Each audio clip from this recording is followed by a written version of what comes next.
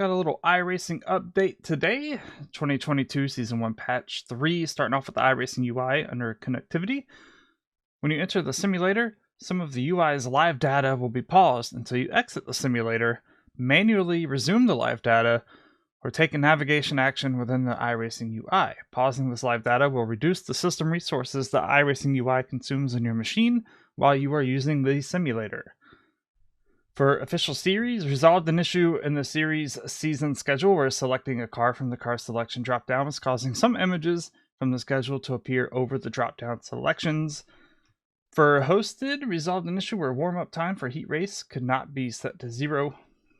And then for teams, added an additional tooltip to the team driver registration table that displays to the user that all available team drivers have been added.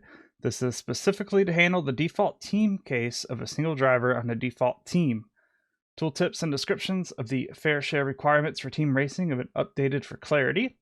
And fixed an issue where a team member without the required license to drive in an event was unable to register as a crew member. Alright, for the simulation, easy anti... Oh, sorry, I hit the mic. Sorry.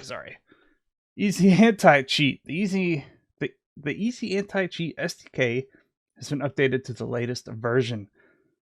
The timeout period for the initial simulation loading phase has been increased to reduce the likelihood of experiencing a timeout or failure to load the simulator error. This could occur if the download of some cheat prevention information was proceeding very slowly. Rendering fixed an inconsistent issue where all car paints could appear as though they were mixed with a brown or gray pigment when using low quality shaders. Okay, a lot of stuff for the spotter. The logic for fuel calls has been updated. Some new fuel spotter calls have been added. So a reminder to pit for fuel when you are low, in races only.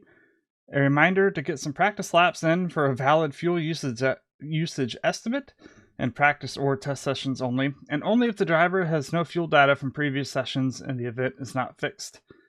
A message that fuel usage data has been collected after more than one valid lap has been completed.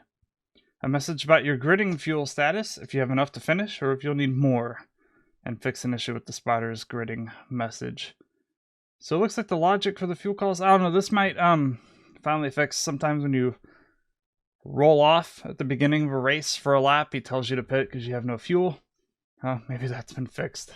Because it would do it even if you had a full tank. Alright, on to the cars. For the Corvette C8r, fix an issue for the simulator interface and paint shop models where the rear tires are misaligned. For the IndyCar, the IR18, fix an issue where the translucent aeroscreen glass was using the incorrect shader, making it darker. For the Mazda's, damaged mount locations have been updated. This fixes some issues where car parts could appear to be floating when damaged, such as side mirrors and lights. Alright, for the Mercedes F1 W12, fix an issue where spotters are able to engage brake magic. Fix an issue where spotters are able to change the MGUK deployment mode. Or fix an error with a logo on a paint pattern. That is wild. Alright, for the Cup cars, the drafting parameters have been adjusted. This should provide for a bit more tandem speed. For the next-gen Cup cars, final drive ratios are updated. Drafting parameters have been adjusted, so again, should provide for more tandem speed. For the Porsche 911 GT3, vehicle damage properties have been adjusted to adjust observations that front-to-rear impacts resulted in excessive rear wheel damage and negligible front-end damage. And for the Spec Racer Ford, fix an issue where the driver model was using the incorrect helmet. Alright, on to tracks. We're almost done. For Charlotte, for the Roval, removed a mysterious floating white arrow above the track in turn 3 that can only be seen from certain camera angles. For Circuit of the Americas, the main grandstand should no longer disappear regardless of graphic settings. And for the Grand Prix layout and the West layouts, both of those got a course cut. They're fixed. For Daytona, some objects have had their graphics settings visibility... Wait. I'm going to just do that whole sentence again. Some objects have had their graphics settings visibility parameters improved. For... Oh my god, why do they have to update this track? I don't know how to spell it. Lankabannen. Track maps updated. For the new Coliseum, LA Coliseum, a variety of environment updates have been completed, including archway details, the scissor lift, advertisements, flags, safer barriers, the tunnel, grandstand sections, and banners. The torch flame is now reserved for race events to maintain the proper level of epicness. Environment light maps have been updated. So I haven't loaded in. I don't know if they fixed pit road. Probably not, because it's kind of opposite of the way it was in real life. I mean, that's not a huge deal, though, but still. I don't know if that's been changed. I would imagine if they changed that, it would have been listed, because they list other things, like grandstand sections and banners and stuff. Alright, for the Nordschleife, updated a curb on the inside of the left turn after Bergwerk.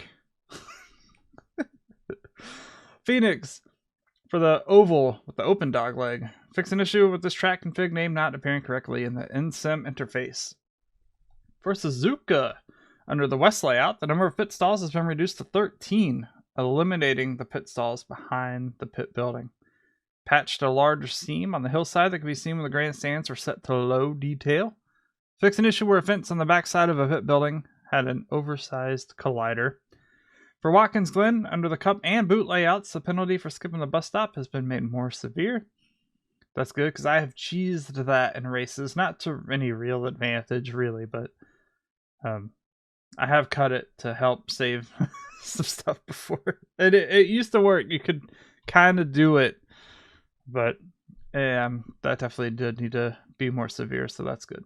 Pace car speed has been increased slightly. And then for Legacy Daytona, for the both rallycross layouts, pretty sure there's only two, the long and short, fix an issue where a portion of pavement appeared translucent. And that is it. There you go. That is patch number 3 for 2022 Season 1. Okay, bye.